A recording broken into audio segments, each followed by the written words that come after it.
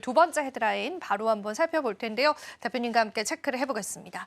자, 사실 이 이슈가 어제 우리 시장에서 너무나 뜨거웠습니다. 물론 차익 실현이 좀 나오는 느낌이 보여지긴 하는데요.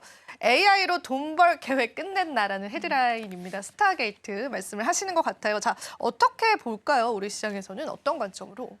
어저께는 이 뉴스에 굉장히 환호를 했습니다. 맞아요. 이 스타게이트가 사실 금액이 거의 700조가 넘는 금액입니다. 뭐 처음에는 1,000억 달러 투자부터 시작을 한다라고 얘기를 했지만 지금 오픈 AI, 소프트뱅크 그리고 오라클의 합작사인데 이 기술적인 참여 회사가 또 있습니다. 거기에 ARM과 엔비디아가 또 참여를 하는데 MS도 마찬가지고요. 근데 엔비디아가 참여를 한다? 그럼 당연히 우리나라에서는 솔깃할 수밖에 없는 게 엔비디아라고 한다면 SK 하이닉스가 그 낙수 효과 가져갈 수가 있고 그 안에서 소부장 기업들도 같이 좀 수혜를 받을 수가 있는데 엔비디아의 이 GPU는 지금 AI 확장 시장에 있어서 계속해서 굉장히 필요하다라는 평가를 받고 있고 그 안에서 지금 반도체가 수혜를 받을 수 있을 것이다. 그리고 데이터 센터 건설을 하고 있는데 전력기기 관련돼서 수요가 계속해서 늘어날 것이다. 그 수요에 대한 부분들은 원전까지도 기대 심리를 좀 작용시켜줬는데요.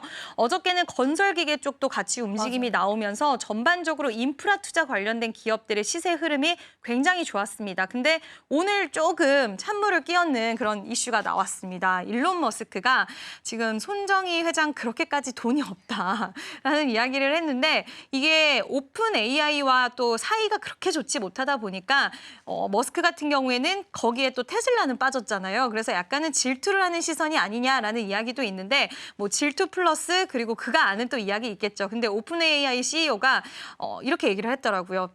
당신의 기업이 빠졌다라고 해서 이렇게 찬물을 끼얹지 마라라는 식의 이런 발언을 했는데 이 부분은 좀 더 지켜볼 필요는 있겠지만 어쨌든 우리가 이 이슈를 통해서 확인할 수 있었던 부분은 트럼프 당선인은 결국에 트럼프 대통령은 지금 AI 시장의 이런 기술 경쟁에서 우위를 차지하기 위해서 투자라는 단어를 가장 키워드로 세운 것 같아요. 그럼 결국엔 많은 투자들이 이루어질 거고 규제 완화가 이루어지게 된다면 그 안에서 기회를 찾을 수 있는 우리나라 기업들이 분명히 있을 것이고 그게 대표적으로 저는 반도체, 뭐 원전, 건설 전력 기기라고 생각을 하는데 여기서도 종목 선별이 굉장히 중요한 게 이미 미국에 진입을 해 있거나 미국에서의 매출처를 만들어내는 기업들, 낙수 효과를 확실히 받을 수 있는 쪽의 기업들이 단순 기대감으로 움직이는 게 아니라 시간을 좀 갖고 쭉 갈 수 있는, 우상향을 할 수 있는 변동성을 중간중간 보이더라도 계속 끌고 갈 수 있는 종목군이 아닐까라고 생각이 들어서요. 그런 종목군들은 여전히 저는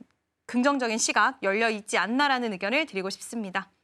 스타게이트에 관한 비관론들도 시장에 있더라고요. 간밤에 또 일론 머스크가 돈이 없다, 소프트뱅크는 이런 또 발언을 했던 게 화제가 되기도 했었는데 사실상 이 부분의 관전 포인트는 이런 AI 관련한 센터를 구축하면서 트럼프 대통령이 일자리 창출을 할 수 있다라는 겁니다. 그래서 그런 면에서도 좀 다양한 평가들이 좀 나오고 있습니다.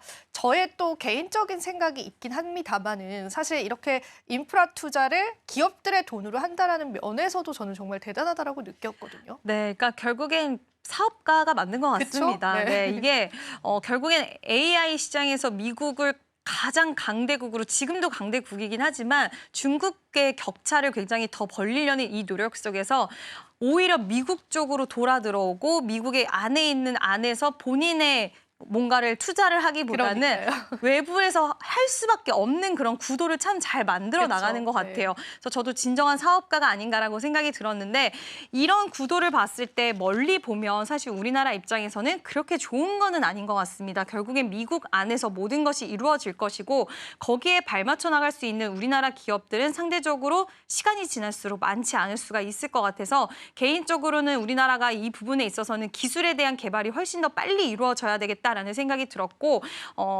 좀 미국이 이번에 트럼프 대통령이 당선이 되면서 미국 입장에서는 참 강한 대통령이지만 다른 나라 입장에서는 쉽지는 않을 수 있다. 그 분위기에 맞추는 종목군들과 섹터를 봐야 되지 않을까라고 생각을 합니다. 호재도 있지만 리스크도 있다라는 부분에서 양날의 검이지 않을까 싶습니다. 그래서 우리가 발빠른 대응이 무엇보다 중요할 것 같은데요. 일단 이거 하나만 마지막으로 좀 여쭤보겠습니다. 오늘 같은 경우에는 이런 섹터군들이 일제히 차익 실현을 하는 모습들이 보여졌습니다.